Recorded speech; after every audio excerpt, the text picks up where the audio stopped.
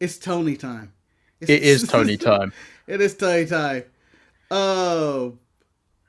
I'm shocked this isn't a rear shot of Tony.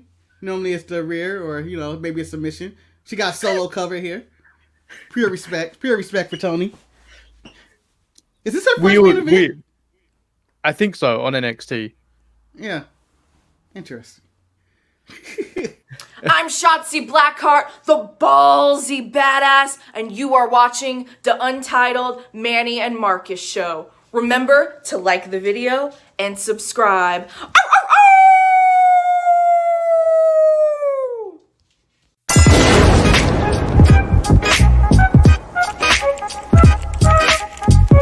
Hey! Oh, check out Marcus here, man. He should. I hate you both right now. You guys are ridiculous.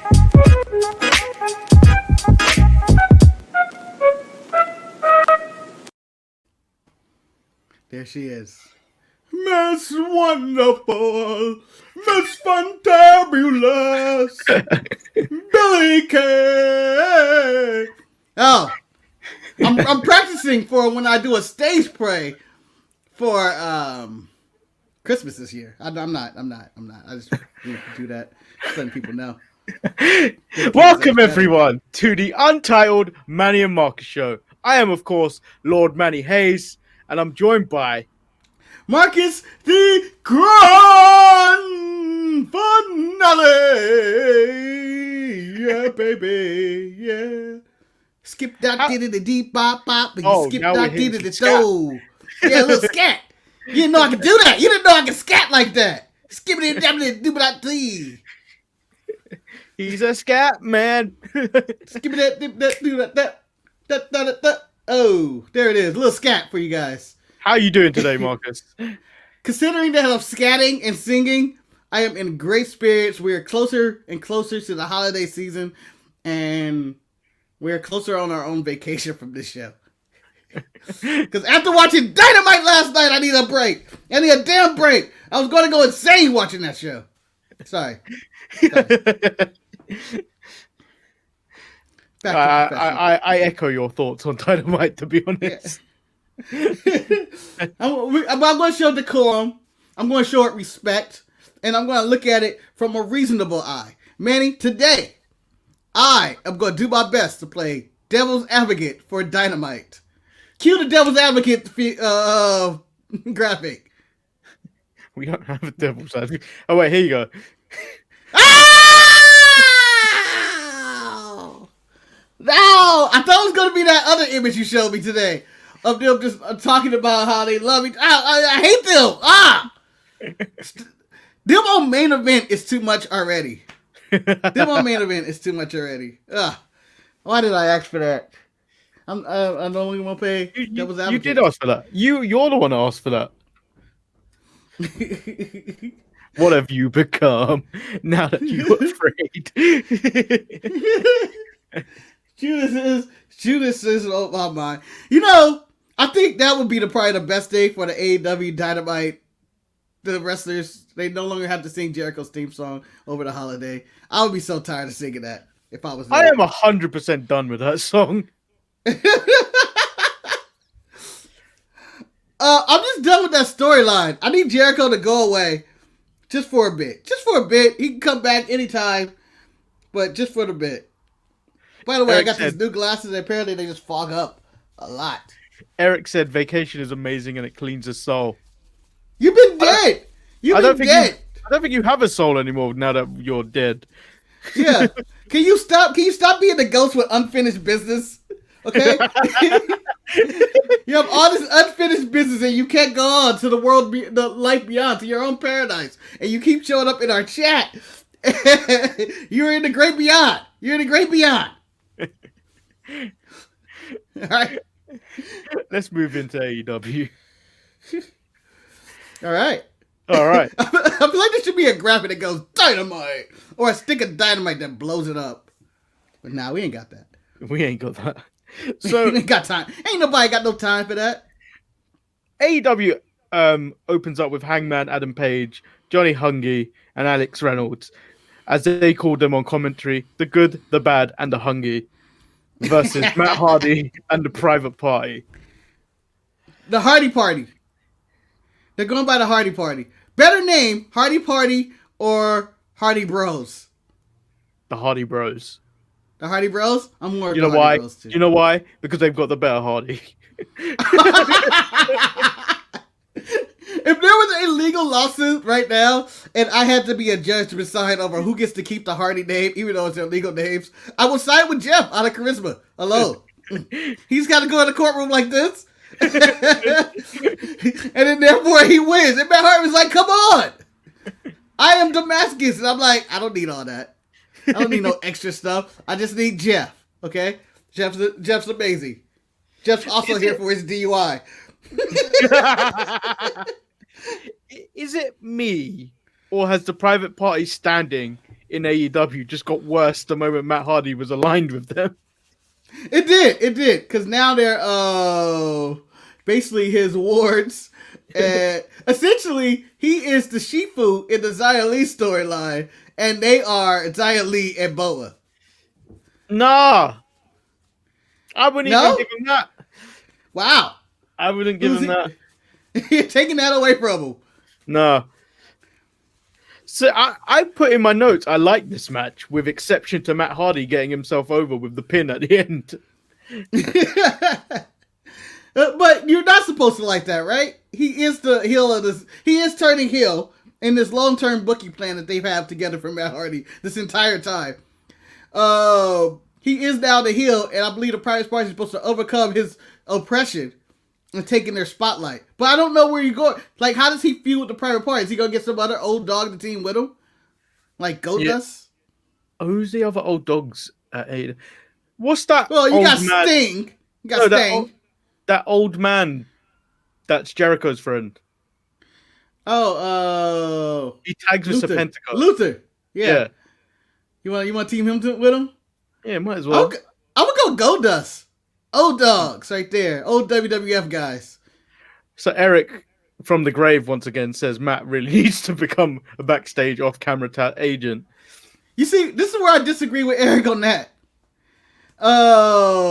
Maybe he could be a part of creative. I wouldn't make him an agent to help him book matches because the matches he booked for himself never seem safe for anybody. It always seems like somebody gets hurt. Either he's falling on his head, and he almost injured Johnny Hungy. He almost injured him. Like, he clutched his knee after a suplex, and I went, that's not supposed to be what you're holding.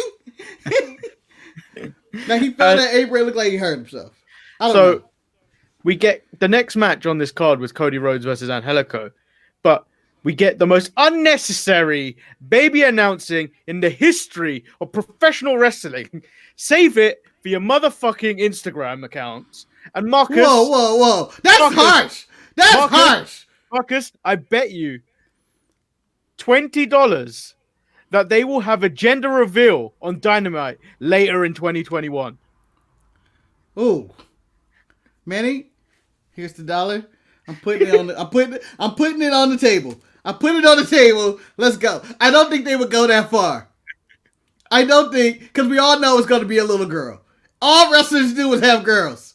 It's systematic. There's never, and if it's a male, they don't ever turn out as good as the father. Ever. That baby's coming out of the womb with a blade. It's gonna come out with the nightmare tattoo on his chest. Just not on the neck, because Cody learned. Like, I'm not putting it there. I put it right on the chest. It's gonna be a tattooing. But you were harsh on this reveal. I was okay with it because it gave me one thing and one thing only, and I believe the entire wrestling community wanted this. Brandy has no more in-ring action. It's done. She's done. She's never gonna wrestle again. I hope. You hope. I enjoyed this match. I did. It was a really good match. Then Team Taz came out, says they're gonna send Cody on paternity leave, and then out comes Stang. Oh Stang! my God, it's Stang! It's the Stanger! It's the Stanger! And he scared off big angry black man, giant angry Brian Cage.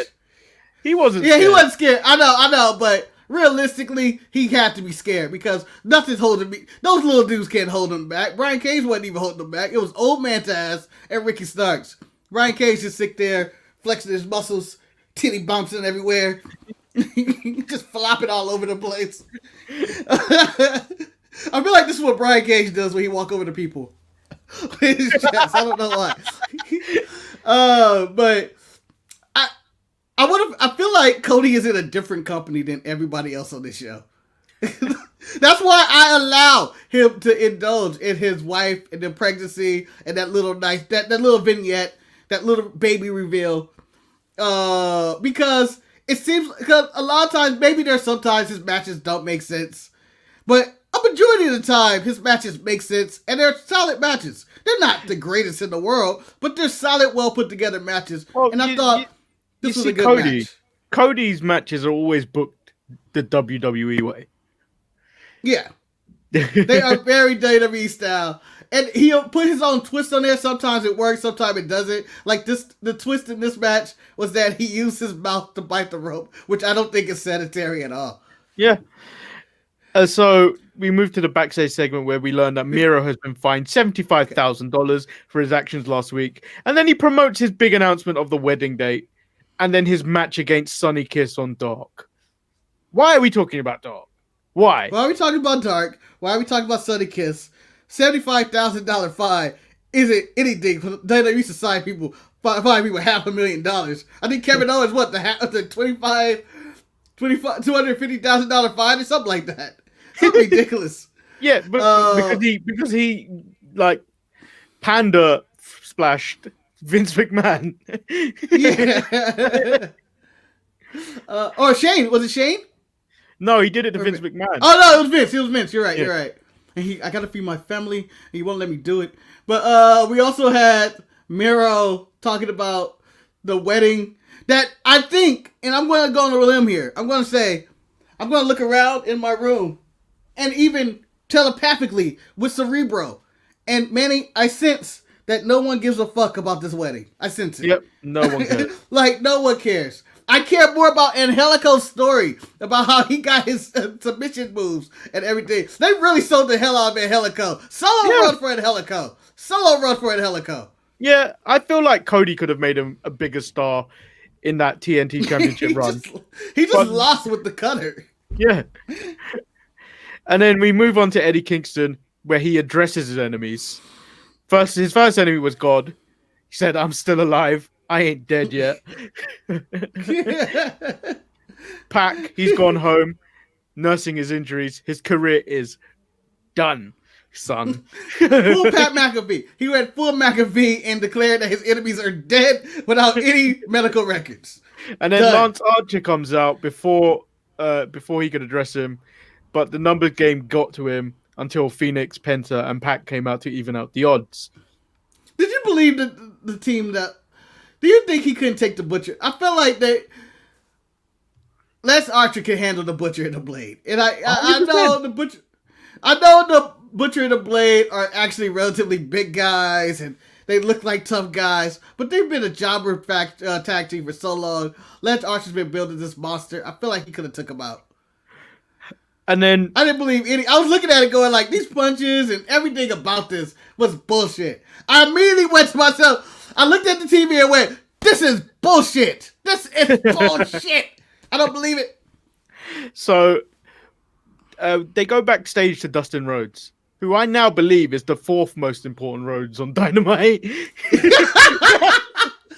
That's why he was right. He was like, "You are wrong about me being the third most important. Now number 4. So he's going up against Evil Uno next week, where we move into the 12-man tag. I did not care for this match. Man, he went up to the 14. Went up to the 14. I don't know. They advertised 14 last week. 707. I'm happy they cut it down, but what the hell was this match? I didn't even really watch it. I watched this in 3 times speed, so it just moved. There was stuff happening, but I mean, it was nothing that meant anything to me They were like they tried to intertwine some storylines in the commentary, but it didn't mean much to me. MJF and Matt Hardy had the same finish in which they stole a pin, which... Oh, no, I thought Hager just let him have it. Hager let him have it. Oh, yeah, but it's kind of the same thing. Yeah. After Hager did the botched Wardlow move, the F5, I guess? I don't know. It looked terrible, and I just need all of this to stop. Just everybody sit back, relax, let's stop this. Lucha Talk says Jungle Man looked like a young Edge. Is he talking about Griff Garrison? Because Jungle Boy wasn't in this match. Griff Garrison is Jungle Man. Oh, there it is. He did. He looked like a young Edge, and he also reminds me of a young Jericho. Thing is, the Varsity Blondes could be a good team. Like, we could be looking at, like, unfortunately, the new generation's Hollywood Blondes. We could. And, maybe they have potential. But, what's hard about being in a overly stacked tag team division is that no one actually sticks out. It's just too many teams, and they're all the same team. And it's hard already to stick out in AEW. Yeah. Because everybody's kind of doing the same thing. Other than one tag team that I believe jumped on commentary after this match, FTR. Talking about this is all stupid and stuff. Which I really enjoyed their segment. I enjoyed. I feel FTR, Cody, I feel like they are the ones in a different wrestling program. Like, I feel like they're grown-ups in this promotion. Everybody else is running around like little kids, confused on what to do. And FTR going there talking about, you're taking food off my family's table, which he did. It's just Tully and Cash or whatever. He's just so... And Nimmo commentary, it looked intimidating, it looked spontaneous, it looked like something they should do. And them claiming that they are the best tag team in the world, which they are. Compared to the Young Bucks, who I believe, I don't know if this was this match. No, they were at the Acclaimed match when they were outside the ring. Who looked like they need to get somebody to work on their wardrobe. They look like shit. Harsh. It wasn't. I feel there's a standard. Either wear your wrestling gear and I don't have to judge you. But if you don't dress in normal clothes, you better dress to the nines. They look like shit out there. Just shit. Maybe he was warm in his denim jacket and hoodie, but he looked like shit. Little piece of shit. Like a kid with fake facial hair on there cosplaying Wolverine. That's what Matt Jackson looked like. And Nick Jackson didn't dress up at all for it. He looked like shit as well. Wait, we ain't even got to that bit yet. Dress like champions. I know. Dress like champions. Because Sheena always dressed like a champion when she was in the crowd. No, she didn't. I know. So we get to Thunder Rosa. She says she does belong in AEW, much against what Britt Baker seems to think, and Britt Baker is the reason she isn't the NWA Women's Champion. Manny, can I pause you right there on her one line of does she belong in AEW? I'm going to say she does not belong in AEW. She deserves to be treated in AEW. You're better than this. You deserve to be in a functional women's division with competent booking and agents to put together a good match. You are better than this. You're better than one woman match a week. You are better than that. There should be multiple women's matches in this show with talented female wrestlers. You should either be in Impact or WWE where you actually have competent female wrestlers. And anywhere else in the world.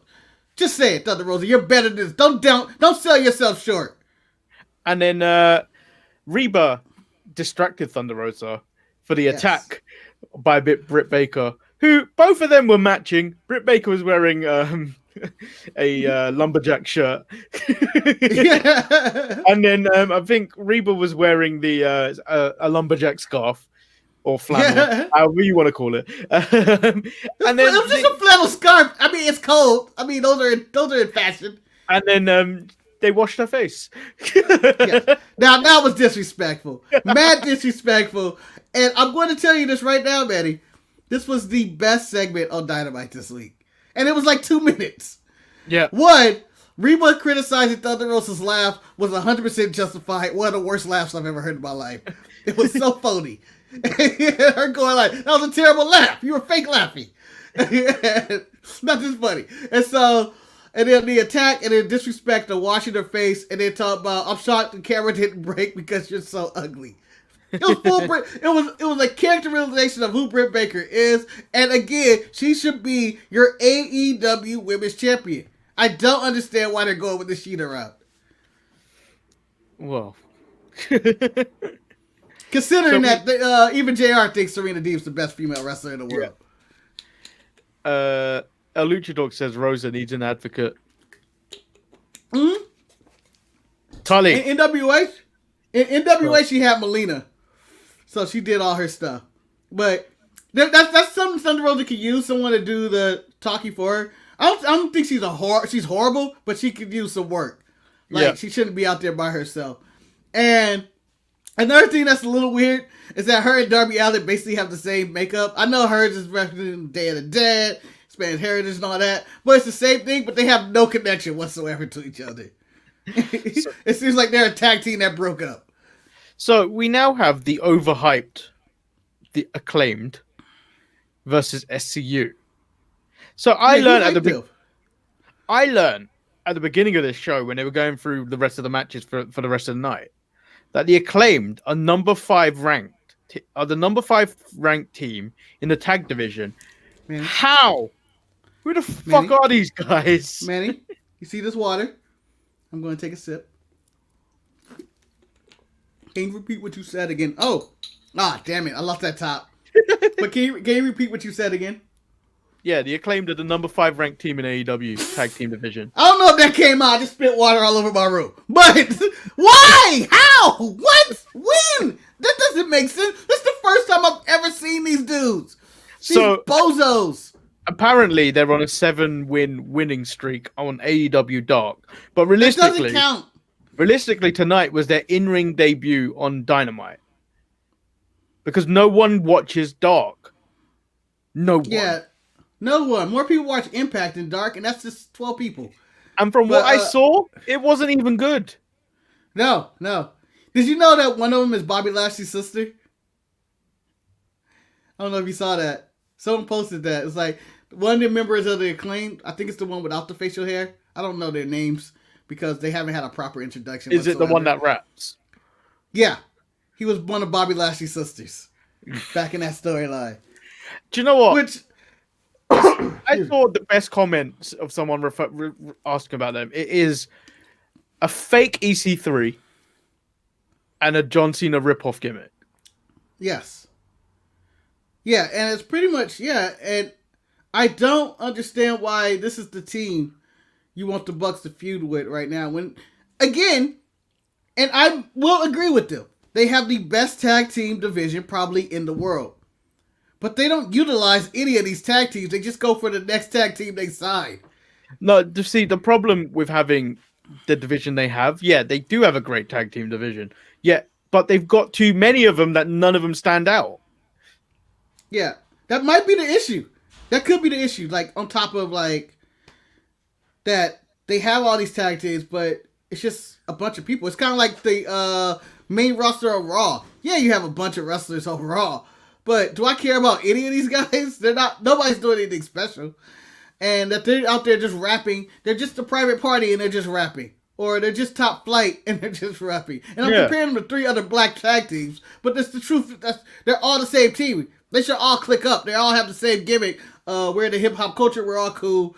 And this is what we do.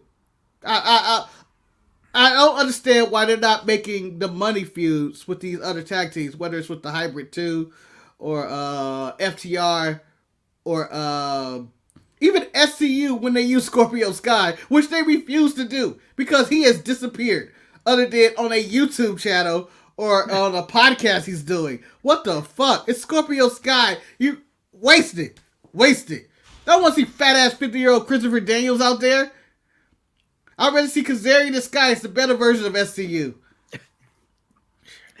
So we now move into a women's tag team match, which is Ivelisse and Diamante versus Big Swole and Serena Deeb. And they just threw Sheeta under the bus in this. Yes. There isn't another more talented woman in the AEW women's division than Serena Deeb. Quote, end quote. And I heard that, and that stuck out like a sore thumb. And where I agree with that statement, Serena Deeb is the NWA Women's Champion. And I believe she signed under AEW. I believed. Yeah, she is under AEW. But when you have an AEW Women's Champion, Shida, who's only lost, I believe, one match? I believe in her career.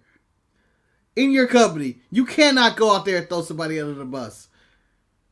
Like, I feel they like did even worse things during this match. So if you had the Fight TV feed, there was complete disrespect for the match that was going on.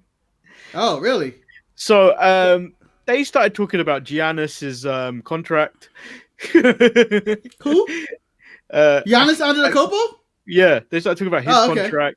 They're talking about how, like, going to the clinic or something along those lines. And then JR's like, you got to wear your mask though. Like, all this disrespect all through this ad break while like, not talking about this match. I'm just like, yeah, it wasn't a great match. It maybe kind of picked up when Serena Deeb got in the match. Manny, I'm going to say this. Hot take. I know this may be disrespectful to anybody out there. This is the best tag match they had on the night. A match full of tag matches. This is my favorite tag match. Wasn't the best, but it was solid. It was solid work. And if you want to talk about disrespect, Marcus, look at this comment. During our show. I know. You're going to go get food. Go get bagels and lox. You're dead. You don't need to eat anymore. Stop eating. Okay? Is that your unfinished business? Ghost of Eric? You want to get that one last meal? That one last taste of food? How dare you? So, after the end of this match, Red Velvet continues the recent tradition of black people running around the AEW with chairs as she runs to the ring with a chair.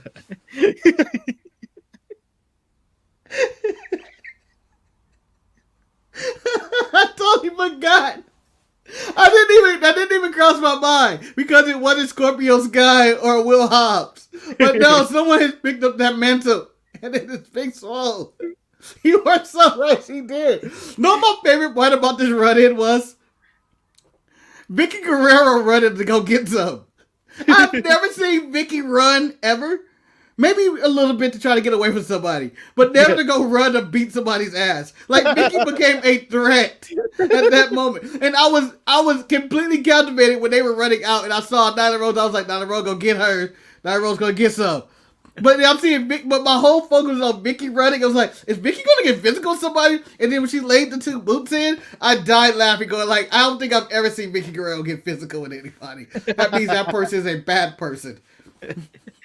So we move into, I think, the worst main event in wrestling, maybe this month. Ooh. Wow. That is, that's high stakes right there. I can't think of, I thought it was trash. Kenny Omega versus Joey Janela. Don Callis is demanding Tony's headset, but Tony tells him to kiss his ass. Then he proceeds to simp for Kenny on the mic with his personal commentary. I enjoyed him telling him to kiss his ass. I don't know why. I enjoyed it. I was like, no, who the fuck are you, Jackal? So, Marcus, I'm going to read word for word what I've written in these notes. Okay. Seriously, why is this match happening? Next bullet point. So this match happened. All right. So, Maddie, I'm going to tell you why this match was shit. Joey Janela's not enough to answer that statement. No, you see, I would give Kenny the benefit of the doubt. Every now and then, a champion has to fight someone lower on the card. This is too low, Marcus. This is too low.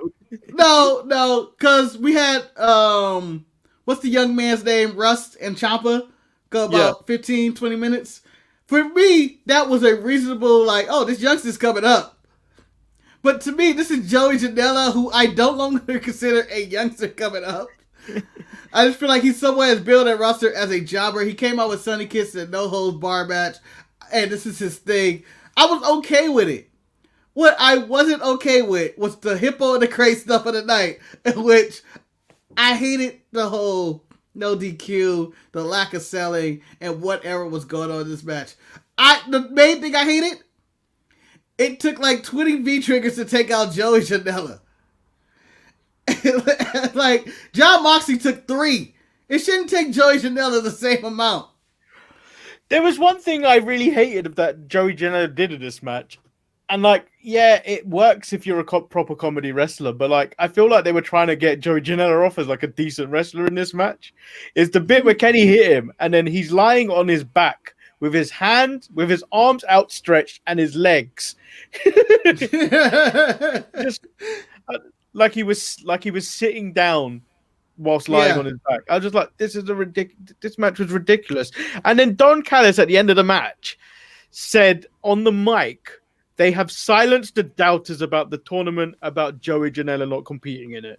Who the fuck was doubting them? When was Joey Janela in the tournament? I don't even remember what they're talking about. Joey Janela was in the tournament, but then he got COVID and was replaced. Oh. Whatever. I don't care. It meant nothing to me. Manny, at one point, Joey Janela botched the leg drop on Kenny Omega on the outside and put his ass in his face. Similar to Lana and Nia Jax. In like 10 seconds, Kenny just gets up and triggers Joey Janela to death. I'm like, what is that? At least sell the table spot for lower than 10 seconds. He literally just gets up. Well, speaking of that Lana pin, Miro did tweet out that he taught Lana that pin. I was like, so Pat comes out, says he's got some unfinished business with Kenny, but in October, Rey Fenix never lost in that number 1 contenders tournament, and that on the 30th of December, Rey Fenix versus Kenny Omega for the AEW Championship, and that's when we go off the air. Okay, can I tell you what I hated this. I enjoyed the Pac challenge and everything in Kenny Omega, but I did not like the Kenny Omega Don Callis at the end. It reminded me of fake attitude stuff. Or, in wrestling when someone's upset about the challenge, they're going to have to fight. You're going to fight me next week or later tonight. I feel like this has been done so many times and better. Like, I feel like Kenny was faking his outrage. Like, I didn't believe he was that outraged that he had to fight. He was like, unbelievable. This is outrageous. And I was like, I don't believe this. Like, I don't know. It was something about it that felt fake. And, I know all of it's fake, but I feel like he was really acting. Like, the character of Kenny Omega was pretending that he had, like, I'm upset, I got to fight him. That's how bad it was to me. I hated this Dynamite, Manny. Yeah, I didn't like it.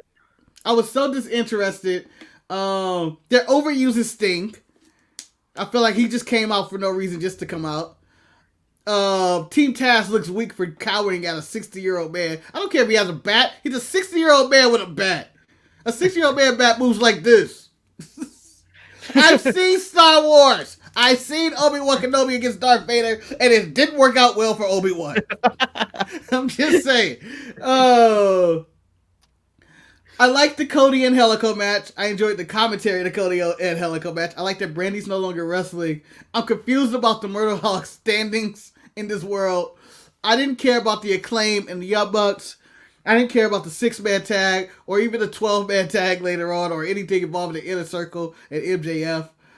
The women, only segment that mattered was the Britt Baker and Thunder Rosa, which has no title implications whatsoever and has no Sheeta involved, who's now the worst wrestler. I just thought they took steps way backwards. And it was more of the same shit. It was a show with a lot of wrestling, but to me it was a lot of bad wrestling. Yeah. So we'll move on to NXT. What? Why? There was no reason. There was no reason to do that. That was no reason. That is unjustified, man. And I almost walked off the show. If I had one of those microphones with the recorders on, I would have been like, nope. Well, you see, I didn't do it. Can't find that other wire. I didn't do it at all on the last show. And you know what? That's why I came to the show singing. And in a good mood. I didn't have to see Pepe. So NXT kicked off with Leon Ruff and Kushida versus The Way, Johnny Gargano, and Austin Theory. And I thought this was a really nice way to kick off NXT. This is the way to start a wrestling show. this way. Because I like to... I was going to say walk this way, talk this way. That should literally be their theme song for no reason. But I thought it was a good match. I think Leon Ruff is finding his footing. And he's just not just a joke. He was actually entertaining. Him and Kushida were a solid team together. Yeah. Gargano, I really like the pairing of Gargano and Theory as a tag team. And I wish he would drop the North American title and they just go after the tag team titles, to be honest. 100%. Other than that, and then, it was a really good match. And then we get Tyler Rust versus Tommaso Ciampa, which is a decent little match here. Like, I wasn't expecting it. No! Like, I thought Ciampa was just going to rough this dude up. Yeah. I enjoyed the setup of this. I enjoyed the storytelling of this match. Ciampa going like, I know you coming, Thatcher. I'm going to put the chair out with your shirt on there. So come watch the match. Thatcher comes out, watch the match, but immediately is ejected by the officials. He was invited to be down there, so you can't eject him. That's my argument with that. You can't eject a man that was invited. He didn't do anything that wrong. Ciampa stepped up to him. He didn't do, honestly, anything wrong in this scenario, but he was the one ejected. But it was a really good, hard-hitting match. And I think, do you feel like it's a conscious decision by NXT to do more hard-hitting matches now instead of doing like a lot of the spot fest opposed to AEW? It seems like they're trying to do a different program match-wise. Well, I think that's one of the main things is you've got to kind of market them differently. Like, if you're doing the exact same thing as AEW, I'll watch AEW. Yeah. By the way, I feared for Leon Ruff's life at one point. I know we didn't bring this up, but he slipped off the rope and went straight down. I was like, oh, God. Did he hit his head on the steps or anything? I hope he's okay. But no, I fear for his life anytime he goes in the ring because he's a small dude. Yeah, but, when a small dude makes his mistake, it's even scarier. Like, but they did play it off really well, though. It's not like he just got up and got on offense. Like, no, Johnny and Theory covered up for him, and then they got the advantage and turned it around. But it was actually a scary moment. I was like, oh, shit.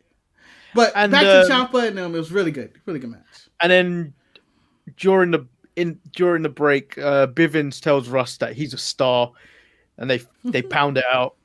And I think he's under his Bivens wing now. Yeah, and you know what? This is a better fit, I feel, for Bivens than in this year. I never felt like that gelled. Like, I feel like he would not recruit these guys. And, I think they're going to be one of the teams that are going to be like on the map for NXT India. Which I'm going to watch. Rika King was the best version of TNA. I may watch one or two episodes. You're going to get invested when I be like, man, you got to check this match out. You're going to have to check out this match right here. Do you put Mansoor on NXT India? He's not Indian. Yeah, I know. But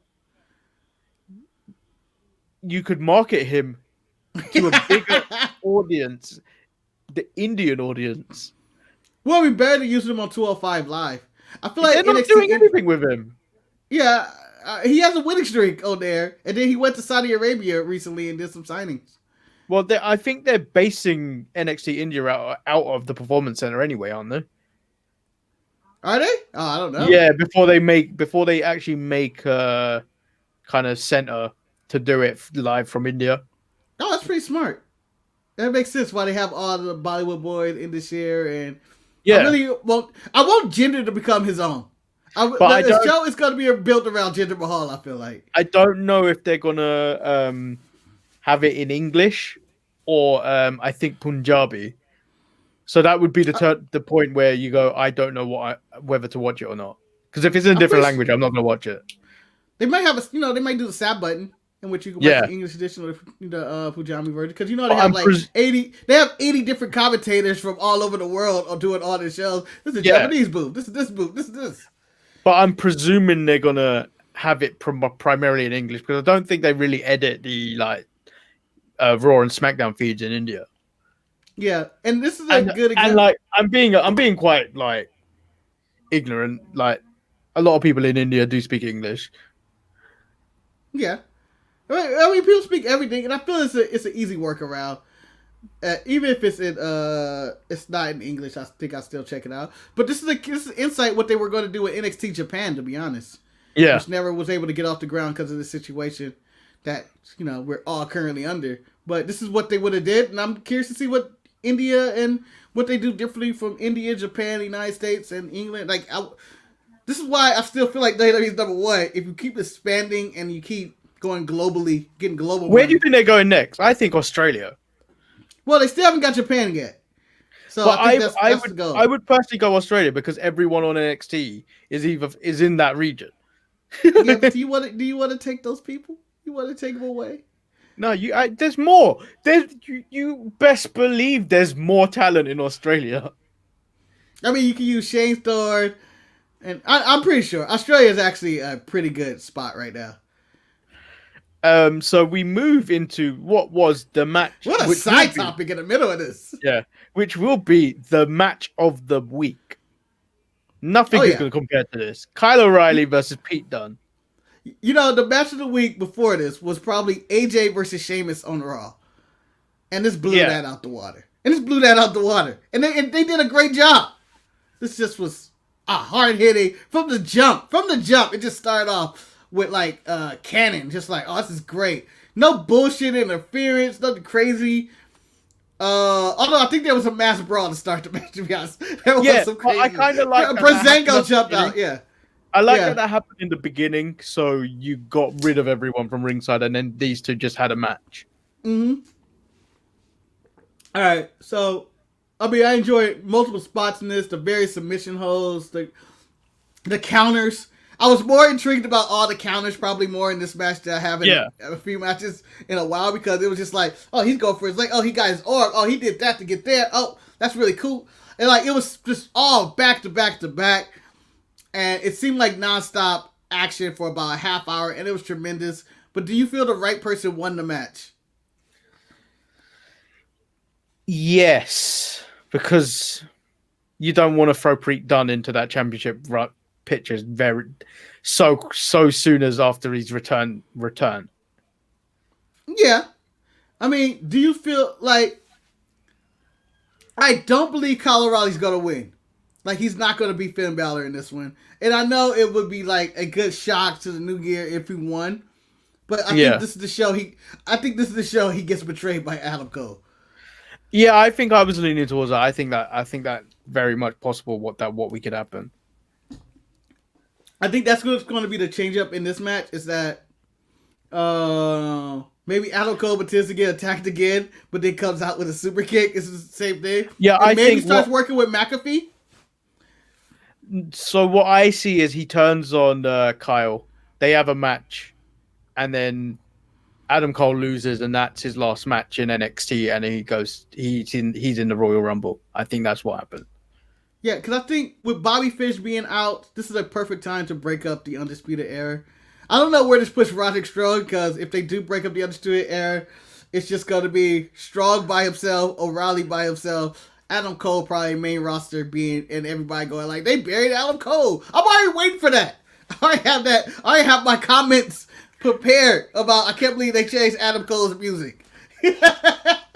You can't say Bebe no more? What the fuck? Vince thought it was stupid. And so,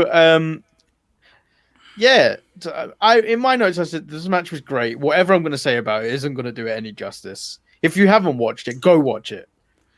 Okay, what do you think was the better match? Kyle O'Reilly and Finn Balor way back, or Kyle O'Reilly Pete Dunne tonight? Kyle O'Reilly, Finn Balor. Yeah, it was. That seemed like a war, to be honest. Yeah. But these two, Kyle O'Reilly's had one of the best years, and for half a year, it's the Roman Reigns syndrome, which they only been back for less than half the time, but them being back, they have put in such good work in their return. It's been amazing. So speaking of wars, I think we witnessed Xia Li murder Boa. It was the most ruthless part of the training, and Xia Li could not stop. I don't know what the consequences would have been if she would have just been my leg is kind of tired now. I've been kicking this probably 300-pound man for a while. Like, he's about 260 just because of his height and muscles and stuff. And Marcus, I think her leg would be in pain. I don't think that's Melina anymore. No, you look in the eyes, I'm like, that's a really Asian person. Yeah. This could be anybody. This could be literally anybody now. And you knew this was serious when they took the cinematic effect to it. They added the black bars at the top.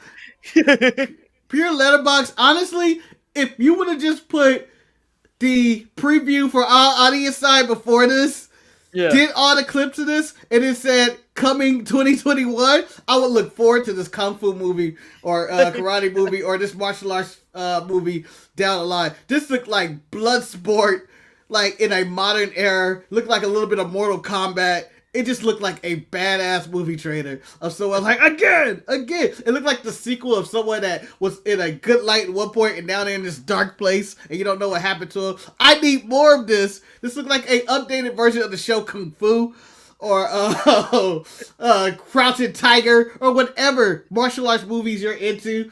The Flying Daggers or whatever. This looked amazing. So, I don't know. The production of this was amazing. Yeah, every sweat. Fun. Like I need to see what's going to happen next. Like, all jokes aside about them being on crack and being tortured, this was the best package I think NXT may have ever produced.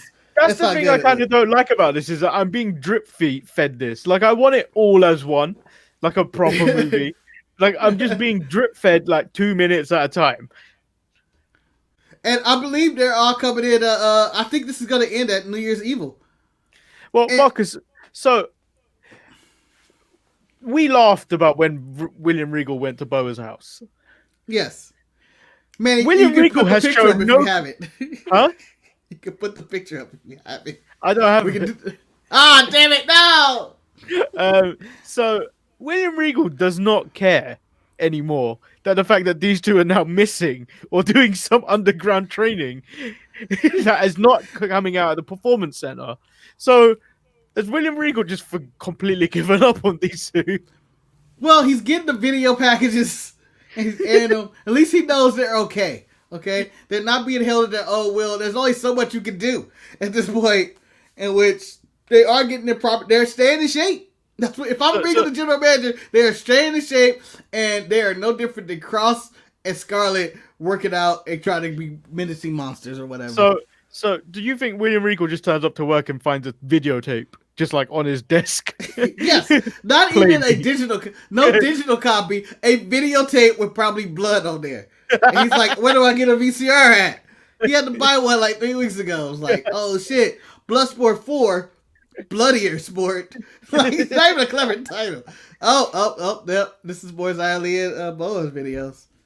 So now we move on to Shotzi Blackheart versus Indy Hartwell.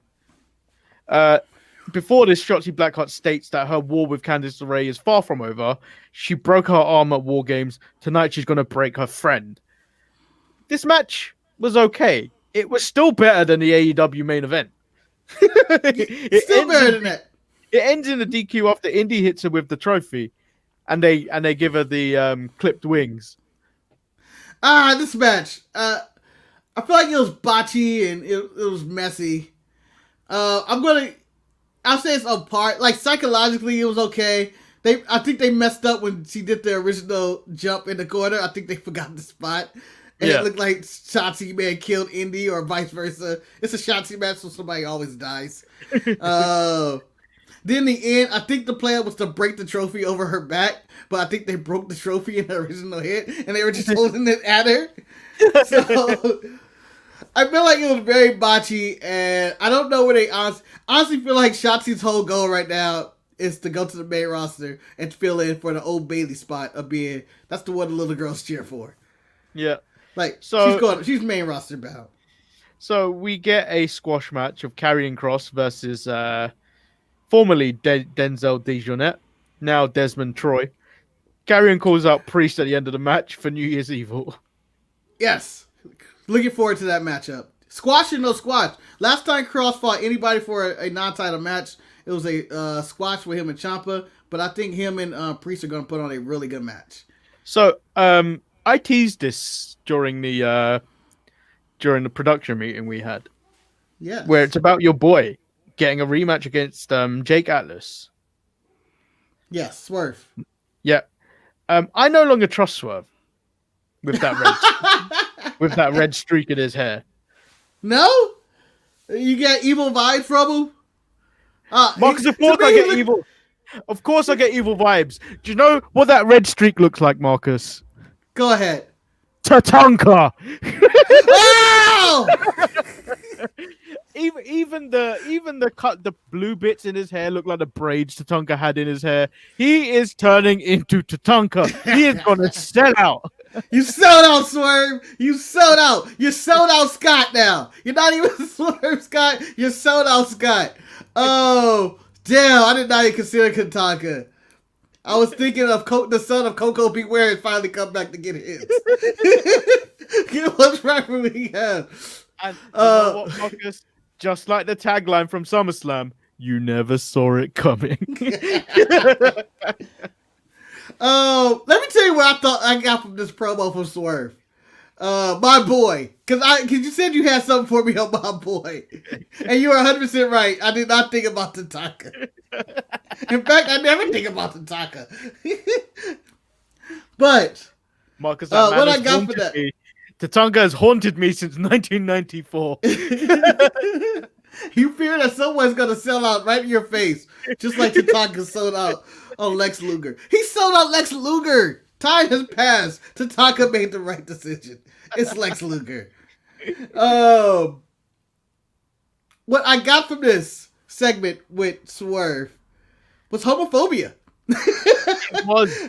I was very homophobic. I was trying not to pick up on it. Like, I was trying to be like, no. He's just having an actual feud with. And then I was like, oh shit, Jake Atlas is nothing. He has no character other than his sexuality. Yeah, he's gay, and it's like that's his gimmick. And Swerve was going like, I was just frustrated that I lost to somebody like him. And to lose to somebody like him. And I was like, what's Jake Atlas got up? It's embarrassing. I was like, he's gay, he's homophobic, he's black. It's just all through the black community and homophobia. And I'm like, they're not going that route. But that's what the vibe I got from it. It was the vibe. It was 100% the vibe that they were giving off. Yeah, and Swerve is someone to tell with his hair like that, though, in that outfit. I was like, but you're kind of gay yourself right now. It's a very gay outfit. Was it though? I feel like he gave me a lot of gay vibes off of that one. I don't know. Like the rainbow hair and I don't know. You cut off the head and just the way he cut talks. off the head on this image and you stick Pharrell's head on there. That is Pharrell. Pharrell can pull it off. And I get similar vibes from Pharrell as well. I think Pharrell goes both ways. I have no question. Okay, so your other boys, you got an interview segment right after this. Damn it. Everrise went to corporate to have their loss taken off their record. They are, in their opinion, they are still on a winning streak. And Fat Jackson said they are coming for Goldberg. Yeah, Manny, I hate that I enjoyed them. I hate it. Don't make me like these guys. But this is 2 weeks in a row where I've enjoyed what they had to say. And I'm going to call it right now. They're the best heels in the business because they're so unlikable on every aspect of everything they do. They have replaced Cameron Grimes. Cameron Grimes was extremely unlikable for me, but now he's more... I enjoy watching him because of his comedy. These guys come on TV... And there's no reason to like them. And even the commentator walked away. I have no more words for this. Unfortunately as well, they've written off Cameron Grimes for 4 to 6 weeks. He's not injured. But, no, I don't think he's injured, but I think they've just written him off. He was on last week. Yeah, so they played off that he got injured last week. Oh, okay. Yeah, so during one of the matches, they said that it was during the Tyler Rust and Tommaso Ciampa match, they were saying he was out for 4 to 6 weeks. Well, I'm okay with that. I think they should do more wrestlers disappearing for a bit. Yeah. Like, when Finn Balor got hurt and, his jaw rewired and was drinking out of a straw, as Kyle O'Reilly pointed out, It's nice not having the people seeing the same people every week. You know, maybe every 3 or 4 weeks they just take time off. It gives other people time to show up, and you get time for the resident thick boy who had a video package right after. Oh yeah, he's coming back. He's coming back. And the then, Colossal. And then we learn that Dexter Lumis is going to be the host of NXT New Year's Evil, which Wade Barrett was very confused about this. He's like, he doesn't even speak. How's he going to host? What's he going to do? But he was there drawing all night. Which, unfortunately, WWE need to give him a pay rise. If he's still using Apple Pencil 1, where we're all living in an Apple Pencil 2 world. I'm not even in Apple Pencils. I'm still using number 2s. Okay? I'm still using number 2 pencils. That's still the top branding pencils for me. You guys are your Apple 2s. So we move into the main event. I got government issued pencils. I don't know if you know the blue ones with the torn erasers. They just chewed on. So we move into the main event, which is Toni Storm versus Rhea Ripley. And I'm going to point out, Marcus. Yes. The referee had a better main event than Kenny Omega and Joey Janela. he had a better before. He was out there showing his ass up. No. I thought this was a really good match. And I feel like, yeah. Given that you had Kyle O'Reilly and Pete Dunne in the middle of the show, would you have replaced these two? Because I think I would have, but it's not necessary all the time. Like I don't mind that the women are headlining in NXT. To be honest, like the fact that you're getting great, it's not like we're getting a shitty women's match either to close off NXT. It's like it's a big name and it's a big name match, and these two knocked out of the park for what time they had. Like, but I always like my main event being the best in show. Yeah, but I can see why. Maybe this is the combat ratings with AEW. Because if I tune in and I go Kyle O'Reilly and Pete Dunne, let me see what's going on with that. And I go and see what's going on with that, I'm not turning at that point. I'm watching that match all the way through. And then you can tell me on everything else. It was a bit like, do you remember that episode of NXT where it was the one after the Fatal 4-Way Iron Man match? Where they did the next match of Adam Cole versus Finn Balor. They did that first, and then they had the battle of the bad bitches of Rhea versus Mercedes Martinez in the cage. Yeah, as the main event. Yep. Which was. I still think like I would have. I remember saying back then they should have been switched, but then I was like, do you know what? You start the show hot, you end the show hot. Either way, it was going to be good. Yeah. And I think you know what. What order these two came in, I don't think I would have minded. Also, because AEW was so bad anyway. Yeah. So here's what I think they're doing the women in the main event. I believe the one thing that sets NXT apart from is their women's division. Any other wrestling shows, their women's part, and they have made a point on all the brands of WWE to tell you that this is the best women's division in the world. Like, hands down. And they're really going for a push with that. And on a side note, I think they're also going with, it's counter-programming. As which, they have gone with this hard-hitting style more. There's a few, like, spots here and there, but they're going with hard-hitting, aggressive wrestling. You know, very physical. And they're also going with, here's the other thing that AEW doesn't have, women's wrestling. And they're just trying to do counter-programming instead of doing, like, oh, what are they doing? Or they're paying attention to what they're doing, seeing like, what do we do? And what can we do better to do? Yeah. That they cannot do. They can't do technical wrestling, and they can't do women's wrestling. So we could throw either one of them in their main event. That's what I'm thinking. I could be wrong. It could be Vince or Triple H going, Stephanie wanted 50-50 wrestling for men and women in a company. I'm going to listen to my wife, and the women are going to do back-to-back main events. Well, which were great matches. They were good matches. You know what, though? Like, Stephanie may be clamoring for 50-50, but like when you watch what happened today on NXT, it's not like they were shit. Yeah, I think the indie and Shotzi was a bit weak, probably the weakest match on the card, even though there was a squash match on the card. But I don't regard that as really a match. It was just a move, something on. But like, Carrion was they a were display. still, they were still good. Like, so yeah.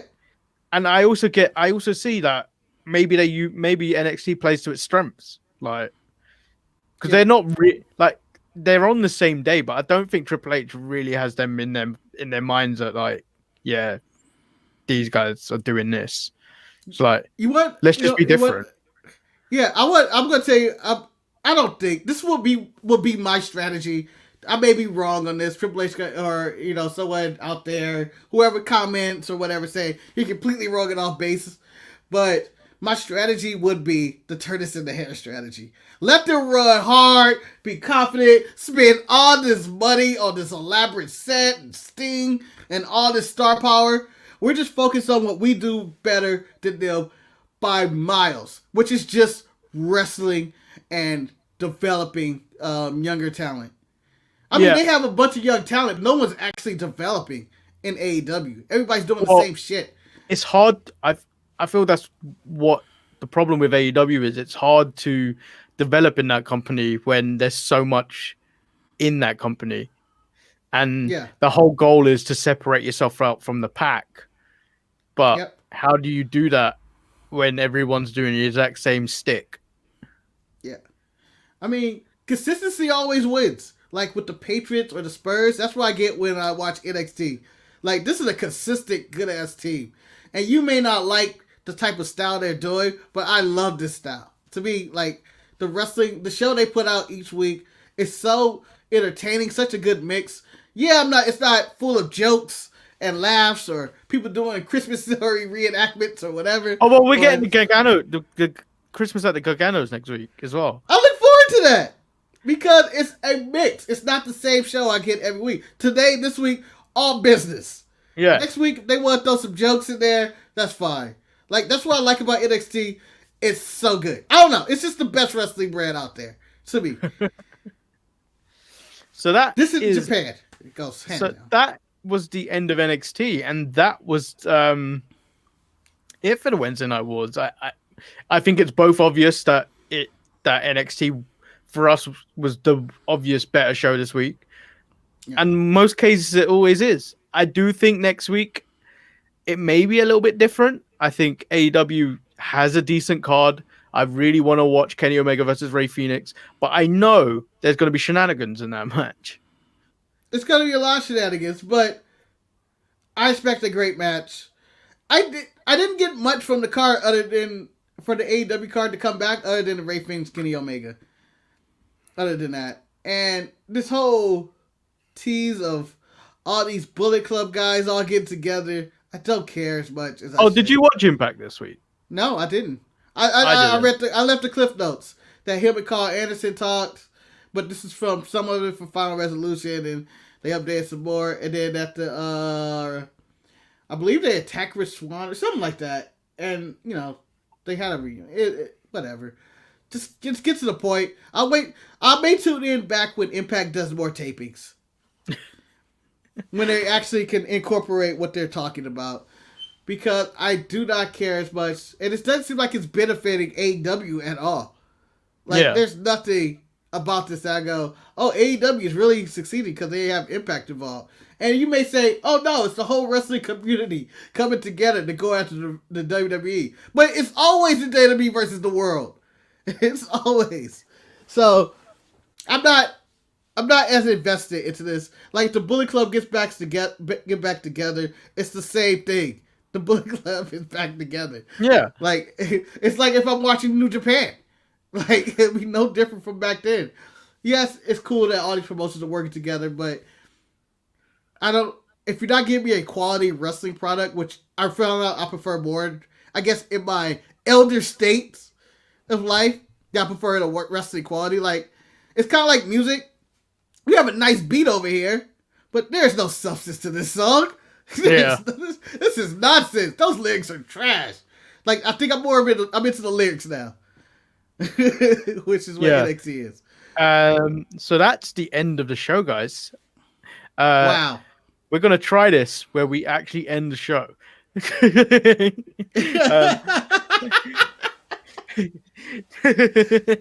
we are. We're gonna try something new here, guys.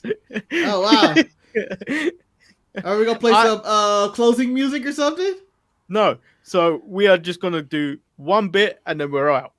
Oh, before we go, ratings predictions. I feel like we should start making bets on just numbers. What you got? Got AEW. Oh no, you got 800. I'm more 800. about the numbers than I am about who won. Because AEW is going to win. AEW for 800. I'm going AEW, but with 780 instead of 800. 780. I'm going the under 8. And I'm going to go with NXT with an increase because the people who tuned in to watch all the AEW last week and not watch NXT will have to get their comeback.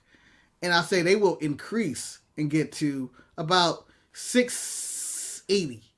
I don't know if that's what they had last time, to be honest. Yeah, I'm going with round numbers. I'm going with NXT 700. Oh, 700 NXT? Yeah. I can see that. 700 NXT, a nice crisp loss. AEW with the win with about 8 something. Yeah. I'm going 750 for AEW. Both, they lower down. It's a come down. So that is the end of the show. I've been Lord Manny Hayes. He's been Marcus, the grand finale. This has been the Untitled Manny and Marcus show. Make sure you tune in this Saturday for another edition of the Untitled Manny and Marcus show where we cover SmackDown. Yes. Well, Billy Kay may not be featured on that show, which is a crime. If you guys have any care in your county body for the holiday season, I want you guys to go find a Santa Claus, sit on their lap. In this COVID era, yes, I'm calling you to risk your life and Santa Claus's life. And you wish for Billy Kay to be featured more on SmackDown and become your next SmackDown Women's Champion. She can give him a throat thrust and a boot. Just check the resume. I'm just saying, find a Santa Claus and wish for it. Make sure you Wish for Billy Kay. Email the sharpshooters at gmail.com and make sure you check out our merch page at www.storefrontier.com/DSPN. Peace. Yes.